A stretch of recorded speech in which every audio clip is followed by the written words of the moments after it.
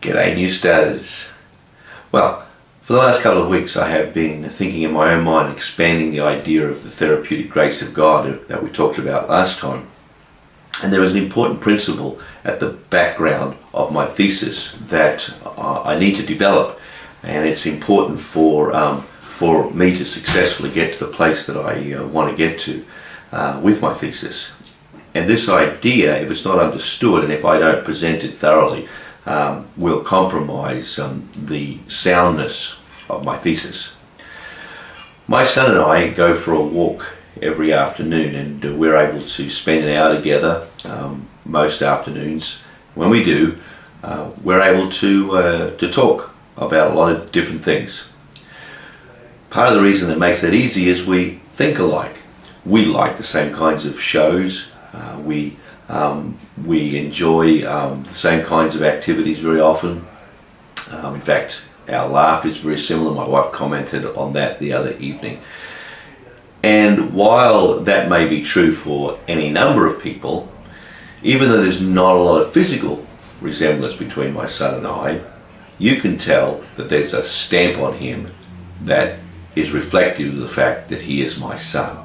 And this introduces the construct that I want to talk about.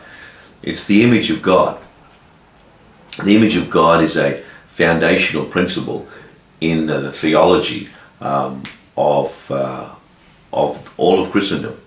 It appears often in different writings. Many Christians see the image of God as having been lost when sin entered the garden a long time ago. And it's almost as if the image of God is seen as some kind of a physical construct that is placed within. John Wesley didn't see it that way. John Wesley understood the image of God in much more relational terms. As he talked about the image of God, he outlined two characteristics that are not dissimilar, again, from the Eastern Church's perspective on the image of God, and he called it the natural and moral image of God. The natural image of God is those things within our humanity, like the capacity for free will, the capacity to reason, those things that separate us from the rest of creation.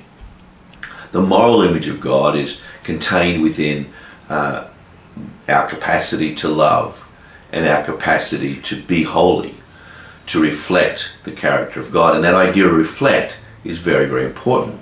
It's almost like John Wesley was talking about it in terms of a mirror, that we are able to adequately reflect. If God was looking into the mirror, then God would be able to see himself. That when God's image is coming into us, it is being reflected out of us.